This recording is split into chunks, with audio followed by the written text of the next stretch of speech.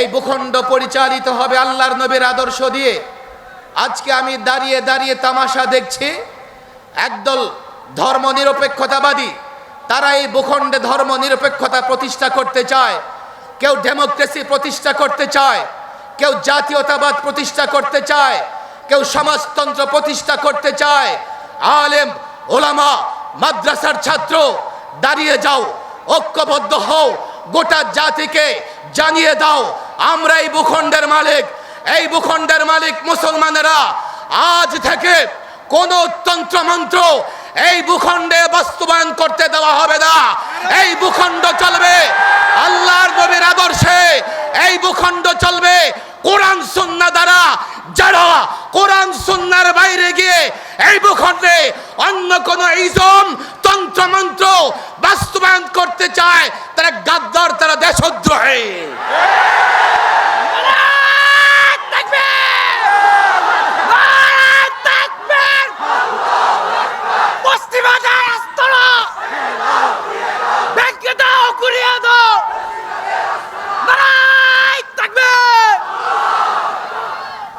আজকে রাষ্ট্রের রন্ধ্রে রন্ধ্রে দুর্নীতি, টেন্ডারবাজি, মারামারি, কাটাকাটি, হানাহানি সব বন্ধ করতে হলে চিকিৎসক বানাতে হবে মদিনাওয়ালাকে। কথা ঠিক না বেঠিক?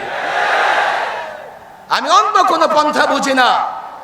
90% মুসলমানের দেশে, মুসলমানদের মালিকানাধীন এই ভূখণ্ডে যদি সংস্কার হয়, আমি গত বছর এখানে বক্তৃতা করেছিলাম, আমি আগে থেকে এই কথা বলে আসছি, সবাই শুধু সংস্কার চায়। আমি বলছি আগে বলো সংস্কার কুরফরবুরায় হবে, সবাই চিকিৎসা চায়। আমি বলেছিলাম আগে রাষ্ট্রের চিকিৎসা কোন ডাক্তার দিয়ে করা হবে সেই সিদ্ধান্ত নাও। বাংলাদেশ এই ভূখণ্ড, এই রাষ্ট্র মেরামত করতে হলে, সংস্কার করতে হলে ডান বামের ডাক্তার দিয়ে এই রাষ্ট্র সংস্কার হবে না। মদিনাওয়ালার আদর্শে উজ্জীবিত এমন ডাক্তার লাগবে। মাদ্রাসার ছাত্র আলেমরা যুবককে বুঝাও, মুসলমান যুবককে বুঝাও, সকলকে বুঝাও, ছাত্রকে বুঝাও, ব্যবসায়ীকে বুঝাও। যদি শান্তি চাও, যদি শৃঙ্খলা চাও, যদি মনে করো এই বাংলাদেশে ইজ্জতের সঙ্গে বসবাস করতে পারবে, বসবাস করবে একমাত্র আল্লাহর নবীর আদর্শ ছাড়া কোথাও অন্য কোনো ট্রিটমেন্ট ডাক্তার চিকিৎসক খুঁজো না, নিরাপদে থাকতে পারবে না। বাংলাদেশ একটা ঝুঁকিতে আছে, চতুর্দিকে দুশ্মন। কাল যদি বাংলাদেশ আক্রান্ত হয়, আমরা এই দেশে কি করে টিকে থাকবো জানি না, বুঝতে পারি না। তবে যদি ইসলাম ধরো, ইসলাম মানো, আল্লাহর নবীর আদর্শে যদি লড়াই করবার জন্যে প্রস্তুত গ্রহণ করো, তাগুত যেই হোক না কেন। বদরের দিকে তাকাও, 313 জন হাজারের বিরুদ্ধে লড়াই করেছে। খন্দকের দিকে তাকাও, 3000 10,000-এর বিরুদ্ধে লড়াই করেছে। রোমান যুদ্ধ 30,000 2 লক্ষের বিরুদ্ধে লড়াই করেছে। আল্লাহর কসম, সংখ্যা নয়, অস্ত্র নয়, আল্লাহর নবীর আদর্শে যদি, আল্লাহর নবীর আদর্শে যদি এ জাতির প্রত্যেকটা যুবককে উজ্জীবিত করা যায়, গোটা দুনিয়ার বিরুদ্ধে লড়াই করা যাবে।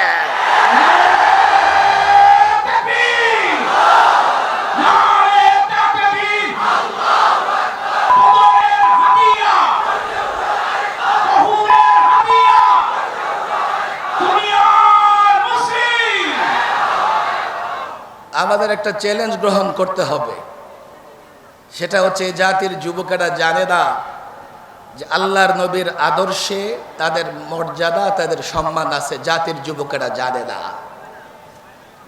বলে হুজুর জানে, জানে শোনে, অন্তর থেকে না, কান থেকে শুনে আবার আরেক কান দিয়ে বের হয়ে যায়। আমরা আল্লাহর নবীর অনুপম আদর্শ, উত্তম আদর্শ অন্তত এই সিরাতের মাসে, মিলাদের মাসে প্রত্যেক ঘরে ঘরে যুবকের কাছে পৌঁছে দেওয়ার দায়িত্ব নিতে হবে, চ্যালেঞ্জ গ্রহণ করতে হবে। আমার বিশ্বাস এইভাবেই এই একটা প্রজন্ম তৈরি হবে যারা আগামীর বাংলাদেশে ঘোষণা দিয়ে দিবে যে আল্লাহর নবীর আদর্শ ছাড়া অন্য কোনো আদর্শ ইজম মানব না, দেশ অন্য কোনো ইজম দিয়ে মেরামত করা যাবে না। আল্লাহ তাবারক ওয়া তাআলা এই চ্যালেঞ্জ গ্রহণ করার তৌফিক দান করুন। ডাক্তার আসছে রোগীর চিকিৎসা করবে। আমি প্রায় বলি, ঘরের কর্তা ব্যক্তি অসুস্থ, বড় ছেলে ডাক্তার নিয়ে আসছে হোমিওপ্যাথি, মেজো ছেলে ডাক্তার নিয়ে আসছে অ্যালোপ্যাথিক, আবার ছোট্ট ছেলে ইউনানি চিকিৎসার ডাক্তার নিয়ে আসছে। এবার ডাক্তারদের মধ্যে ঝগড়া। হোমিওপ্যাথিক ডাক্তার বলে যে না, অ্যালোপ্যাথিক চিকিৎসা আজকাল সাইড এফেক্ট বেশি, হোমিওপ্যাথি খান সুস্থ হয়ে যাবে, কোনো সাইড এফেক্ট নাই। অ্যালোপ্যাথিকওয়ালা বলে হোমিওপ্যাথি অনেক পুরনো চিকিৎসা, আধুনিক যুগে এই চিকিৎসা চলে না। ইউনানি চিকিৎসক বলে এটা আসল জড়িবটির চিকিৎসা, তোমরা দূরে থাকো, আমি আসল আদি ট্রিটমেন্ট চিকিৎসা পদ্ধতিতে চিকিৎসা করব। এ জাতির মুসলমানদের বোঝাতে হবে কোন ট্রিটমেন্ট কোন ভিনদেশি কোন ডাক্তার দ্বারা, ভিনদেশি কোন চিকিৎসক দ্বারা আমার এই রাষ্ট্র সংস্কার মেরামত সুস্থ হবে না। আমাদের অবস্থা এমন, বাড়ির মালিক দাঁড়িয়ে তামাশা দেখছে, আমাদের অবস্থা বাড়ির মালিক তামাশা দেখনে বলা বাড়ির মালিকের মতো। বাড়ির মালিক বাড়িতে দাঁড়িয়ে আছে, বাড়ি সংস্কার করবে, ডান দিক থেকে একদল এসে বলে আমরা সংস্কার করব, ভারতের ফর্মুলা দিয়ে। আবার বাঁ দিক থেকে একদল এসে বলে না, বাড়ি আমরা মেরামত করব, সংস্কার করব আমেরিকার ফর্মুলা দিয়ে। বাড়ির যিনি মালিক উনি দাঁড়িয়ে থেকে তামাশা দেখতেছে। রাষ্ট্রের এই ভূখণ্ডের মালিক আমরা মুসলমানেরা, দলিল সহ এই ভূখণ্ড আমরা বুঝে পেয়েছি 1947 সালে। কেন দলিল দস্তাবেজ আমাদেরকে দেওয়া হয়েছে, মালিকানা আমাদের দেওয়া হয়েছে? আমরা হিন্দুস্তান থেকে আলাদা একটা ভূখণ্ড চেয়েছিলাম, যাতে সেখানে কোরআন সুন্নাহ বাস্তবায়ন করতে পারি, স্বাধীনভাবে ধর্মকর্ম পালন করতে পারি, কোথাও যাতে আমাদের কোনো বাধা সৃষ্টি না হয়। কবে দলিল সূত্রে আমরা এই ভূখণ্ডের মালিক হয়েছি?